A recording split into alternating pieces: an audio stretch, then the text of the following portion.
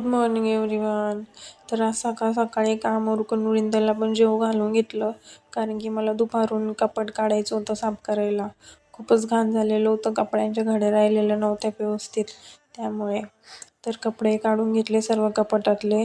त्यानंतर मी माझ्या कपड्यांच्या घड्या मारायला लागले.